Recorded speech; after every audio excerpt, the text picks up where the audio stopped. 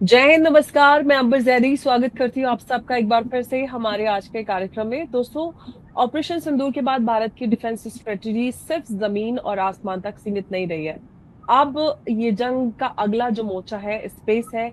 एक तरफ Indian air force और आर्मी के इंटीग्रेटेड कमांड नेटवर्क को अपग्रेड किया जा रहा है, जिससे सेंसर टू शूटर टाइम जो है वो सेकंड्स में आ गया है। दूसरी तरफ पाकिस्तान बॉर्डर के 15 किलोमीटर के अंदर हर सस्पिशियस कंस्ट्रक्शन और जो फंडिंग है उसकी स्क्रूटनी की जा रही है। और तीसरी तरफ भारत 52 सैटेलाइट्स के एक सर्विलांस ग्रिड जो है वो तैयार कर रहा है, जो चाइना और पाकिस्तान की हर एक्टिविटी पर 24/7 नजर रखेगा। कभी इसरो को एक सिविलियन स्पेस एजेंसी के रूप में देखा जाता था, लेकिन आज भारत अपनी मिलिट्री स्पेस आर्किटेक्चर को अनप्रेसिडेंटेड स्पीड से एक्सपेंड कर रहा है।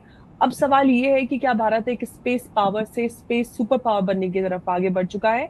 और अगर अगला युद्ध ट्रेडिशनल बैटलफील्ड की जगह स्पेस और आर्टिफिशियल इंटेलिजेंस के दम पर लड़ा गया, तो भारत की क्या तैयारी है? उसी तैयारी को समझने की हम कोशिश करेंगे, क्योंकि जो ऑपरेशन सिंदूर के दौरान हमने देखा कि इंटीग्रेटेड रेडार जो सेंसर वेपन नेटवर्क था उसने क्रिटिकल रोल निभाया। और आईएएस सीसीएस की हम बात करते हैं, वो भी उसने हमने देखा कि जो रिस्पांस टाइम था ड्रेस्टिकली रिड्यूस किया गया। तो इन सारी चीजों को समझेंगे थोड़ा सा विस्तार से, और जिस पर बात करने के लिए मेरे साथ मौजूद है हमारे आज के खास मेहमान मेजर जनरल सुधाकर जी। बहुत बहुत स्वागत है सर आपका। जय हिंद, नमस्कार। Thank you, Amber. It's always a pleasure and a great delight to connect with you. And आपके जो दर्शकों हैं उनको मैं शुभकामनाएं देता हूं और बधाई भी देता हूं। आइए स्टार्ट करते हैं। आपका क्या बहुत पहला धन्यवाद सवाल? सर। सर, हाँ सवाल जी। मेरा ये है कि सर, क्या ऑपरेशन सिंदूर के बाद भारत ने ऑफिशियली जो नेटवर्क सेंट्रिक वॉरफेयर है उसके नए युग में एंट्री कर ली है?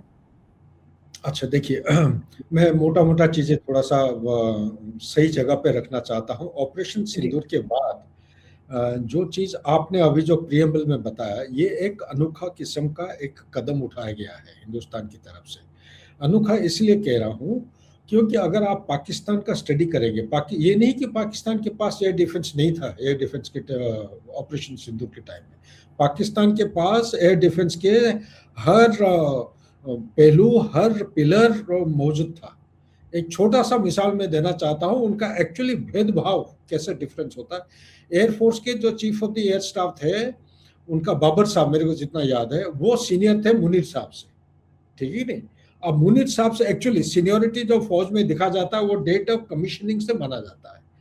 डेट ऑफ कमीशनिंग जो एयर चीफ थे वो मुनीर साहब का पहले हुआ था, मतलब पहले पास आउट हुए थे कहाँ, पाकिस्तान एकेडमी से। और मुनीर साहब बाद में पास आउट हुए थे। सो जो बाद में पास आउट होता है ऑब्वियसली वो जूनियर होता है। अच्छा, जब जूनियर होता है तो वो अगर आर्मी चीफ बनता है, पाकिस्तान में आर्मी चीफ का जो महत्व है और सेंट्रलिटी, उसको आप मान के चलिए वो सेंटर ऑफ ग्रेविटी है।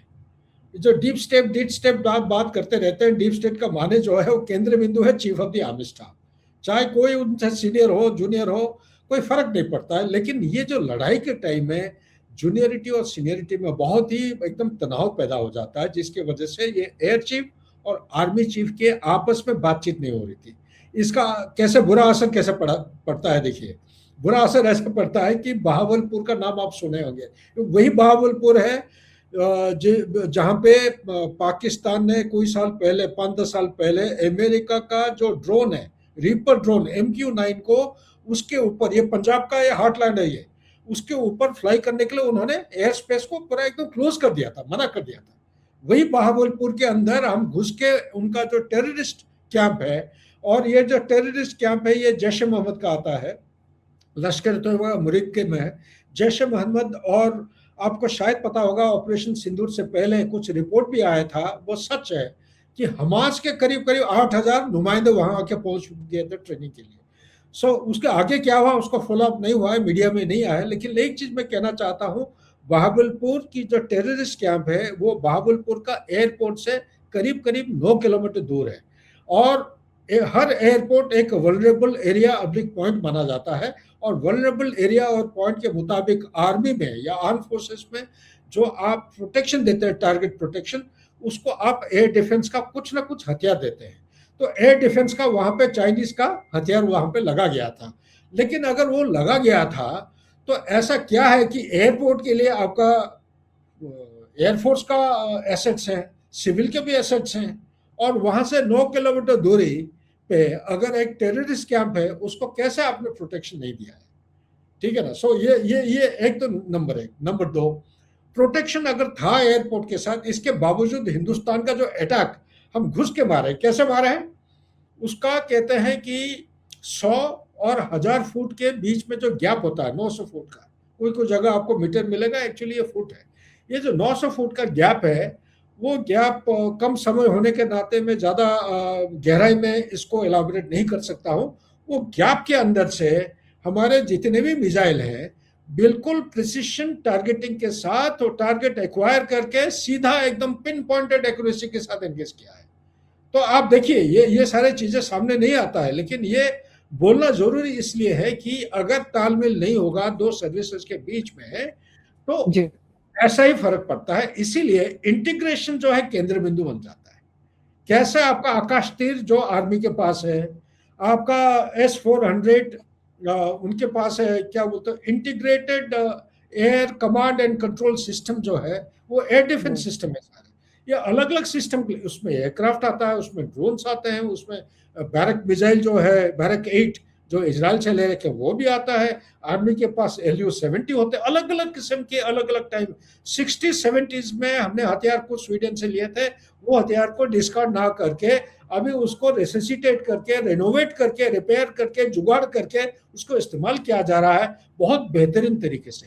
और इसी का ही एक ट्रायल अभी अभी हुआ है, जो आप मेरे ख्याल से आपके प्रियम्बल में इसी चीज को जिक्र कर रहे थे, उसका नाम भी इसी किस्म का रखा गया है कि ये 2026 को जो नंबर 2 ट्रायल किया गया उसको वैलिडेट किया गया। वैलिडेट का मतलब क्या है, ये इस किस्म की इंटीग्रेटेड प्लेटफॉर्म होता है तो दो चीजें होती है, एक होता है सेंसर और दूसरा होता है शूटर। तो सेंसर खबर हासिल करता है और शूटर जो है वो मिसाइल को या जो भी प्रोजेक्टाइल है वो फायर करता है। इन दोनों चीज को तालमेल के लिए हम आर्टिफिशियल इंटेलिजेंस की मदद लेते हैं। आर्टिफिशियल इंटेलिजेंस, लोगों की भावना और धारणा यह है कि हिंदुस्तान बहुत पीछे है, पीछे नहीं है।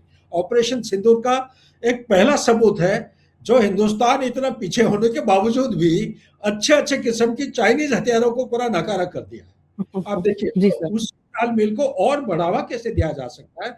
बढ़ावा ऐसा होता है कि उसको सेंसर टू शूटर का जो टाइम गैप होता है, जितना कम जी टाइम गैप होगा उतना ही आपका हम कामयाबी, दुश्मन को आपका ज्यादा कामयाबी मिलेगी और दुश्मन को रिएक्शन टाइम नहीं मिलेगा। रिएक्शन टाइम नहीं मिलेगा। आपका सरप्राइज, डिसेप्शन, स्पीड और एक्यूरेसी की वजह से आप उसको नाकारा कर सकते हैं बहुत जल्दी। तो ये इस टाइम को जो उसको गैप को कम करने के लिए इसका वैलिडेशन हुआ है। और उसका टेक्निकल इश्यूज ज्यादा गहराई में ना जाके मैं सिर्फ इतना ही कहूंगा, जो ओपन सोर्स में अभी अवेलेबल है, ये इस किस्म की एक लेवल हमने अचीव किया है जो कभी अंदाज नहीं लगाया गया था। और ये अंदाज से बाहर काफी अच्छे रकम का कोई भी इस किस्म के ये हुआ था। ये हमारा जो वेस्टर्न बॉर्डर और जो नॉर्दर्न बॉर्डर के बीच में जो LC स्टार्ट हो जाता है उसके आसपास पहाड़ी इलाकों में एक ट्रायल किया गया था। ये सक्सेसफुली बहुत कारगर दिखा गया है। और कम से कम समय में उसको आर्टिफिशियल इंटेलिजेंस का मदद लेते हुए हिंदुस्तान का आर्मी के पास तो आकाश तीर का एयर डिफेंस सिस्टम है, वो S-400, एयरफोर्स के और भी बहुत सारे हैं। ये सारे चीजें जो मिला जुला के एक कोऑर्डिनेटेड एफर्ट जो किया गया था, देखा गया कि ऑपरेशन सिंदूर से कोई गुना और बेहतरीन और ज्यादा आप असरदायक एयर डिफेंस आप दुश्मन के प्रोजेक्टाइल के ऊपर ला सकते हैं। सबसे अहम चीज क्या है कि दुश्मन का इंटेंशन देखिए। एक तो है कैपेबिलिटी, डिफेंस कैपेबिलिटी। हमारे पास इतने टैंक हैं, इतने हवाई जहाज हैं, हमारे पास सैटेलाइट इतने हैं, हमारे पास दरिया में समुद्र के लिए इतने जहाज हैं, वो डिफेंस कैपेबिलिटी को जाहिर करता है। लेकिन इंटेंशन आपका क्या है, वो इंटेंशन किसी को पता नहीं चलता, वो मिनट मिनट पे बदल जाता है पूरा। तो वही इंटेंशन को अंदाज लगाने के पीछे दुश्मन जो है अलग अलग किस्म के कदम उठाता है। वो कई सर्विलेंस प्लेटफॉर्म बढ़ा रहा है, कोई और सैटेलाइट नंबर बढ़ाते जा रहे हैं, कोई सोर्सेज अंदर घुसा दिए हैं इस किस्म की, कोई स्लीपर सेल्स बिठा रखे हैं, कोई किसी को हरकत मूवमेंट को ऑब्जर्व कर रहे हैं। तो ये जो इंटेंशन दुश्मन का इंटेंशन एक बार यकीन हो जाता है तो उसी इंटेंशन के बाद जो डिसीजन लेते हैं, एक है इंटेंशन क्लियर होना, दूसरा है डिसीजन लेना, डिसीजन के बाद एक इम्प्लीमेंटेशन का बटन दबाया जाता है। ये जो तीन चीजें पहलू मैं बता रहा हूं, तीनों चीजों के कहीं आगे पीछे करके अगर आप उसको नाकारा कर सकते हो तो उसको प्रीएम्प्टिव प्रोएक्टिव एक्शन किया जाता है। ये वही आज ये जो वैलिडेशन हुआ है, जो एक्सरसाइज ट्रायल हुआ है, ये ट्रायल का मेन मुद्दा था कि दुश्मन का इंटेंशन पता करने के बाद उसको उसके एरिया में प्रोएक्टिवली उसको हम नकारा करें। अगर ये हासिल हो जाता है, ये बहुत एक बड़े रकम का एक अचीवमेंट होगा, सिर्फ हिंदुस्तान के लिए नहीं बल्कि वो बोलते हैं रिवोल्यूशन इन मिलिट्री अफेयर का एक पहलू और जोड़ जाएगा इसमें आरएफए का। और उससे बड़ी चीज है एक इशू, वो है सर्वेलेंस प्लेटफॉर्म। सर्वेलेंस प्लेटफॉर्म और जो आपने जिक्र किया है, आपके थोड़ा सा हिंट दिया था, मैं ये कहना चाहूंगा कि सर उससे जो सर्वेलेंस प्लेटफॉर्म या ग्रिड जो तैयार हो रहा है सर, उसको लेकर मैं आपसे पूछना भी चाह रही थी कि 52 सैटेलाइट्स का जो सर्वेलेंस ग्रिड है, क्या सिर्फ ये एक मॉनिटरिंग के लिए है या फिर हम ये कहें कि भारत जो है फ्यूचर स्पेस वॉरफेयर की जो ग्राउंड वर्क है वो तैयार कर रहा है, साथ ही साथ जो चाइना और पाकिस्तान है उसका एक स्ट्रेटेजिक नेक्सस भी है, उसको देखते हुए भारत टू फ्रंट वॉर के लिए स्पेस डोमेन में भी परमानेंट आर्किटेक्चर बना रहा है। बिल्कुल, आपका पहला सवाल का एक छोटा सा हिस्सा रह गया है जो मैं बाद में कवर करूंगा, वो है network centric warfare. Network centric warfare ऐसा एक सब्जेक्ट है, उसके ऊपर 3 घंटा का लेक्चर में दूंगा फिर भी खत्म नहीं होगा। ये बहुत ही एक उच्च स्तर का हाई प्लेटफॉर्म सब्जेक्ट है। मोटा मोटा ये है कि नेटवर्क सेंट्रिक में मैं अगर एक सैनिक हूँ, एक ग्राउंड में मैं डिप्लॉय हो रखा हूँ, मान लीजिए जयपुर में कोई एक जगह वैशाली नगर में मैं अपना डिफेंस अख्तियार करके रखा हूँ, तो मेरे साथ कुछ जवान है, 5,000 10,000 जो जवान है, वो हर जवान जो है अपना अपना मोर्चा पकड़ के बैठा है। उसको नहीं पता है कि 1 किलोमीटर 2 किलोमीटर दाहिने उसका क्या हो रहा है, अभी तक नहीं पता था। और उसके आगे क्या है, दुश्मन के इलाके में क्या हो रहा है, उसके पीछे की तरफ क्या हो रहा है, उसको इतना ही पता है उसका एक प्लेटून कमांडर या सेक्शन कमांडर है, और सेक्शन कमांडर और प्लेटून कमांडर को उतना ही पता होता है जो उसका जो एरिया ऑफ रिस्पॉन्सिबिलिटी दिया गया है। लेकिन नेटवर्क सेंट्रिक ये सैटेलाइट बेस्ड होने के नाते, ऑप्टिकल फाइबर बेस्ड होने के नाते, आजकल इलेक्ट्रोमैग्नेटिक स्पेक्ट्रम में बहुत कुछ आगे बढ़ने लगा है। अभी क्या हो रहा है कि जो जवान को पहले वो एक अंधेरा में रहा करता था, ब्लाइंडली खेल रहे, मतलब पता ही नहीं कहां से क्या आ जाए, यही तक उसको पता होता था। अभी उसको 1.5 किलोमीटर 2 किलोमीटर 10 किलोमीटर आगे बाएं दाहिने पीछे ये क्या हो रहा है कि उसका एक छवि वो उसके दिमाग के अंदर घुसा जा रहा है सिलेक्टिवली। ये नहीं कि अगर सिपाही को आप अगर कोर कमांडर आर्मी कमांडर का सारे डिटेल दे वो तो पागल हो जाएगा वो, तो सिलेक्टिवली जरूरत के बेसिस पे on need to know basis कहीं ना कहीं उसको फिल्टरिंग करके ये अवेलेबल होता है। उससे क्या होता है कि वो अपना जनरल अवेयरनेस को बढ़ाता है, नंबर 1। नंबर 2, टारगेट को, जो अप्रोचिंग टारगेट है उसको पहले से उसको पता चलता है और वो अंदाज लगा सकता है कि हाँ वो टारगेट आ रहा है सामने से 2 किलोमीटर आगे, उसके जैसे पहुंच जाएगा उसके बाद उसके बाएं तरफ एक नाला है, दाहिने तरफ एक खड़ी चढ़ाई है और सामने की तरह एक दलदल जगह है। तो ये हो सकता है कि खड़ी चढ़ाई तो चढ़ नहीं पाएगा, दलदल के जाएगा, फंस जाएगा, तो नाले के साथ साथ आएगा, तो इसलिए मेरे पास जो गन है मैं यहां ना लगा के मैं दाहिने शिफ्ट कर लेता हूं। ये उसका फायदा होता है एक नेटवर्क सेंट्रिक। मैं एक सिंपल तरीके से आपको एग्जांपल दिया हूं। और दूसरा नेटवर्क सेंट्रिक क्या होता है कि जब आप आज के दिन में ड्रोन वॉरफेयर बढ़ गया है, स्टैंड ऑफ अटैक हो रहे हैं, बुट्स ऑन ग्राउंड का कम इस्तेमाल हो रहा है, एयरफोर्स जब आप यूज करते हैं एक सैटेलाइट बेस्ड कम्युनिकेशन होने के नाते, एक उसका बोलते हैं किल चेन। किल चेन भी एक अलग किस्म का सब्जेक्ट है, जब नेटवर्क सेंट्रिक बात करेंगे वो अलग से करें। किल चेन होता क्या? किल चेन होता है कि मान लीजिए मैं एक हवाई जहाज का एक पायलट हूं, मेरे पास मान लीजिए ब्रह्मोस मिसाइल है, ठीक है नहीं, मेरे सामने दुश्मन के 4 हवाई जहाज आ रहे हैं, अटैक करने जा रहे हैं, और मैं ब्रह्मोस या कोई स्पाइक मिसाइल हो, कोई भी मिसाइल, उसको सबसे पहले अपने बचाव, आप अगर जिंदा रहेंगे तब आप दुश्मन को नाकारा कर सकते हैं या उसको घायल कर सकते हैं। सबसे पहले अपने बचाव के लिए 3-4 कदम उठाते हैं। नंबर 1, आपके हर एक एयरक्राफ्ट के अंदर एक कोई सिस्टम होता है, एक मशीन होता है, ट्रांसपोंडर या रडार होता है। वो इनिशियल लॉक इन डाटा के बाद अपना हवाई जहाज को ऑफ कर देते हैं और इनिशियल मिसाइल के ऊपर इनिशियल लॉक इन डाटा जैसे ही आप फीड करते हैं, वो मिसाइल जैसे ही लॉन्च होता है, सैटेलाइट के आधार पर उसका मिड कोर्स करेक्शन वो मिसाइल के ऊपर किया जाता है कि भाई तू बाएं जा रहा है, दाहिने शिफ्ट कर। और उसके बाद जब टारगेट के आसपास आ जाता है, उसको बोलते हैं टर्मिनल गाइडेंस। हर मिसाइल आजकल इस तरह बन रहे हैं कि उसका टर्मिनल गाइडेंस कैसे होता है, वो सैटेलाइट के जरिए से हो रहा है। तो वो सैटेलाइट के जरिए से जो होता है, अपना हवाई जहाज का जो ट्रांसपोंडर या रडार ऑफ करने की वजह से क्या होता है, दुश्मन के जो अप्रोचिंग एयरक्राफ्ट है वो पकड़ नहीं पाते हैं, तो उनका जो रडार है वो पिकअप नहीं कर पाता है। तो वहां से आप मैन्यूवर करके अपने आप को बचाते हुए जगह दूसरे चले जाइए, दूसरे रूट पे, ताकि आपका दुश्मन का जो आपको ट्रैक कर रहे हैं उससे आप अपने आप को बचाव कर सकते हैं। ये एक नेटवर्क सेंट्रिक का एक पहलू है, लेकिन ये सब्जेक्ट ये नहीं। नेटवर्क सेंट्रिक का आ जाता BVR, beyond visual range. Beyond visual range होता है, जैसे ये ऑपरेशन सिंदूर में 600 300 किलोमीटर दूर, 200 किलोमीटर दूर से मिसाइल लॉन्च करके एक 314 किलोमीटर दूरी से उनका एक स्पाई सैटेलाइट, एक सर्वेलेंस एयरक्राफ्ट था,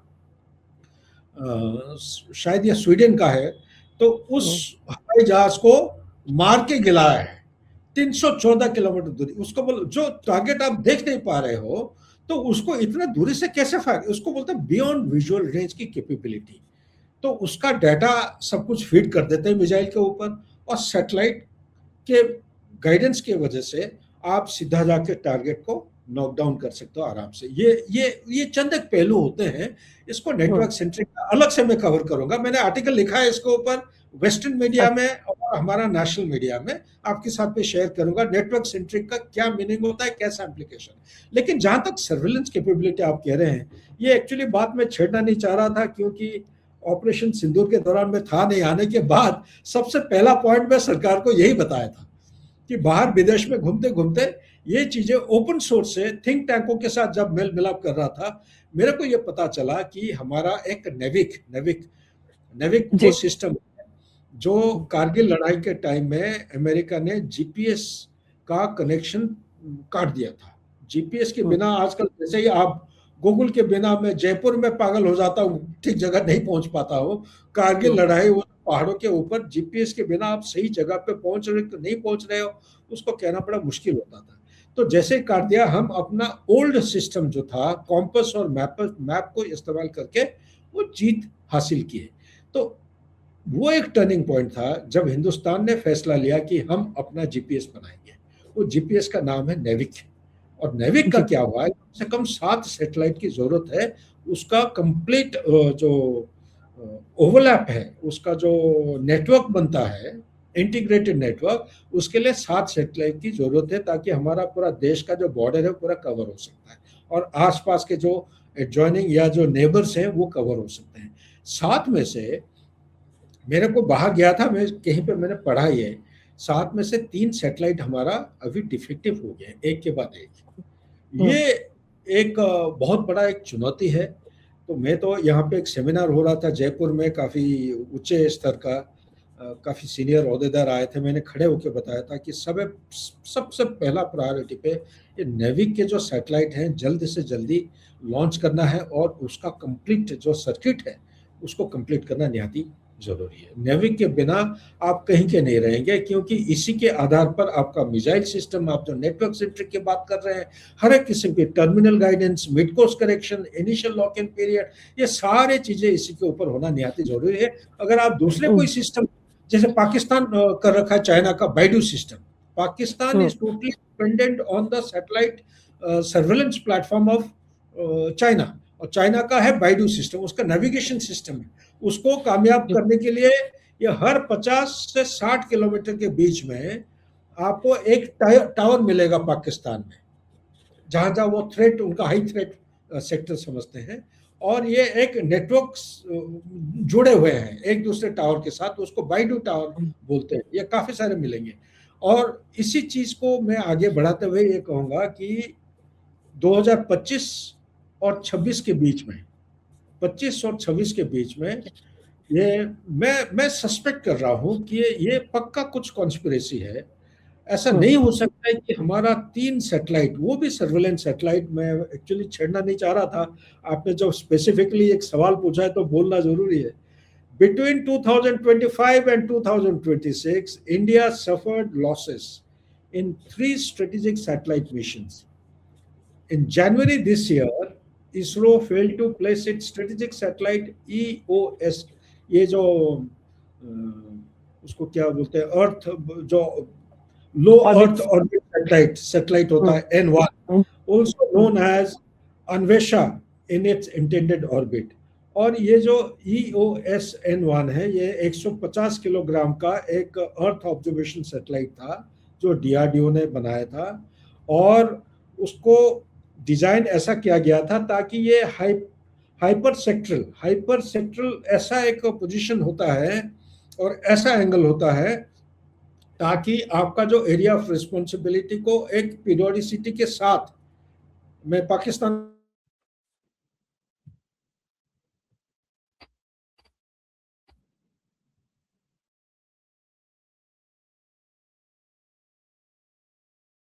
target is kept under observation in a particular timeline. जैसे कि कोई आप अगर टारगेट का प्रोफाइल को आप कंपेयर करना चाहते हैं, एक टारगेट को आप शाम के टाइम में देखते हैं, एक रात के टाइम में देखो, फिर वही टारगेट को आप दिन सुबह के टाइम में देखोगे, तो उसका कंपेरेटिव इवैल्यूएशन सही नहीं होता है।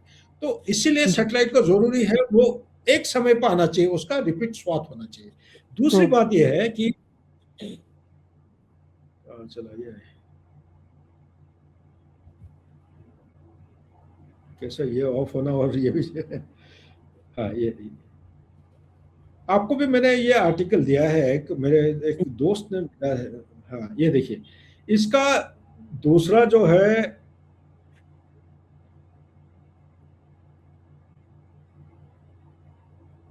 ओके ना, उसके बाद क्या हुआ है कि ये हिंदुस्तान का जो दूसरा सैटेलाइट लगातार एक के बाद एक ये कुछ ना कुछ डिफेक्ट होते गया और सक्सेसफुली लॉन्च नहीं हो पाए, तो जिसके वजह से हमारा कुछ वॉइड बन रहा है।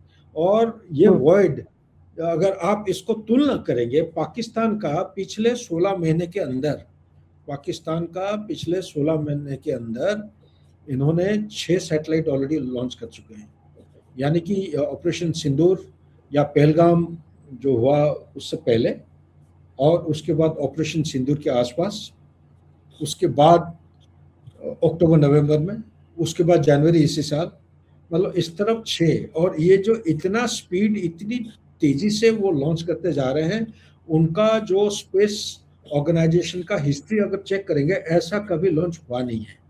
और लॉन्च हो रहा है ये सन सिंक्रोनस ऑर्बिट एक होता है, ऐसा ऑर्बिट पे एक अनोखा किस्म का एंगल दिया जाता है। वो एंगल ऐसा है, केवल हिंदुस्तान को निगरानी रखना चाहते हैं।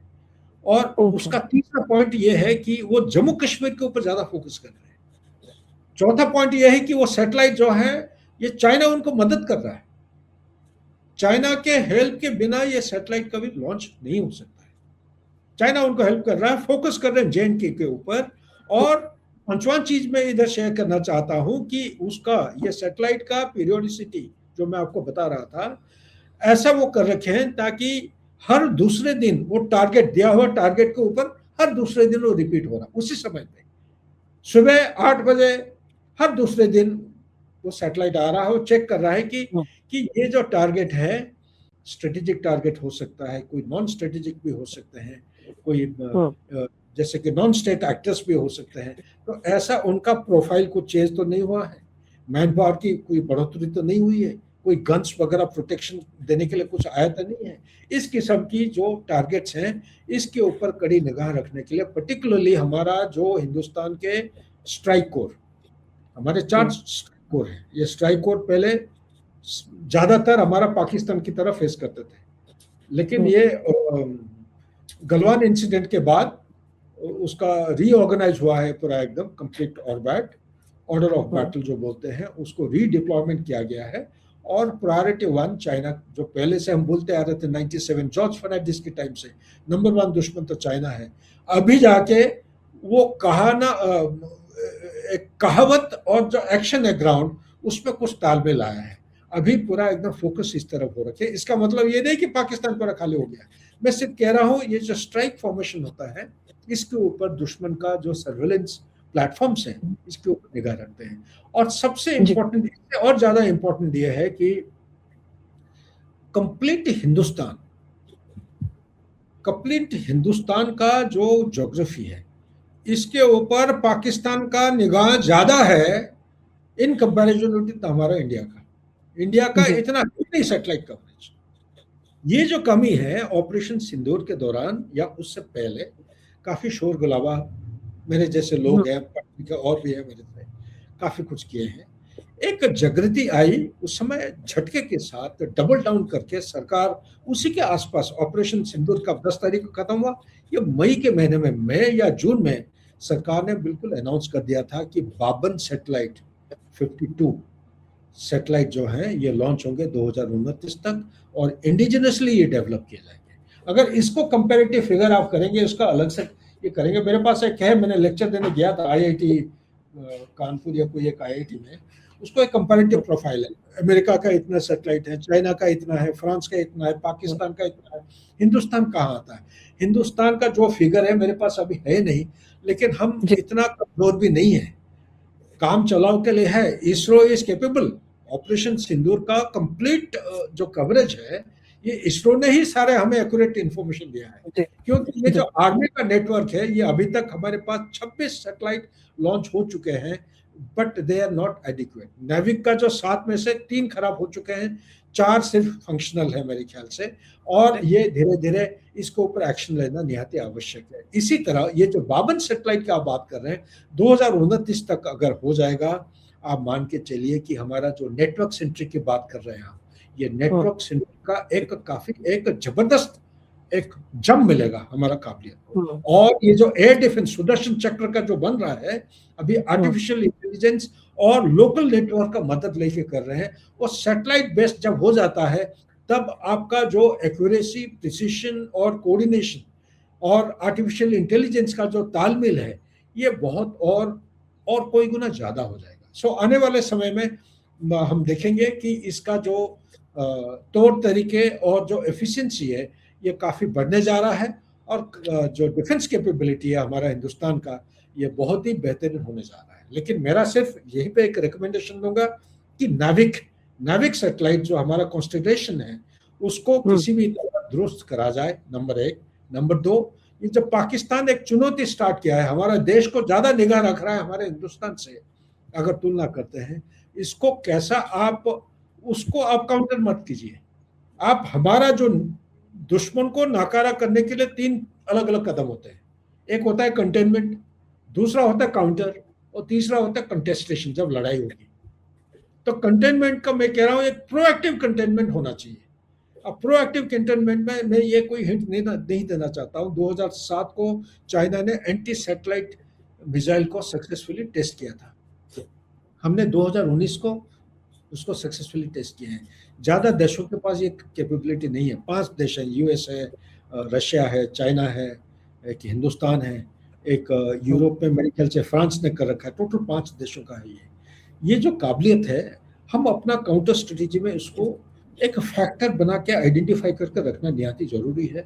अगर पाकिस्तान ये ऐसा अगर मिसयूज करना शुरू कर देता है, मैनिपुलेट करता है हमारा देश के अंदर जो चीज़ें डाटा अवेलेबल हैं, और इसी चीज़ को अगर वो मैनिपुलेट करने की कोशिश करता है या वो forces inimical to India's progress, क्योंकि उसका जो टारगेट है अभी पाकिस्तान का मेरे विचार के मुताबिक ये इकोनॉमिक टारगेट के ऊपर ज़्यादा निगाह रख रहे हैं, क्योंकि अमेरिका और पाकिस्तान दोनों हाथ मिला के सिर्फ एक ही दिशा में चल रहे हैं कि हिंदुस्तान का इकोनॉमी आगे प्रोग्रेस नहीं होना चाहिए। अभी ये जो ब्लैक इवेंट हुआ है वेस्ट एशिया में, तेल का जो मसला है, ये क्या है? ये हिंदुस्तान एक टारगेट है, अनदेखी जो अनस्टेटेड टारगेट बोलते हैं ना, हिंदुस्तान को टारगेट किया गया है।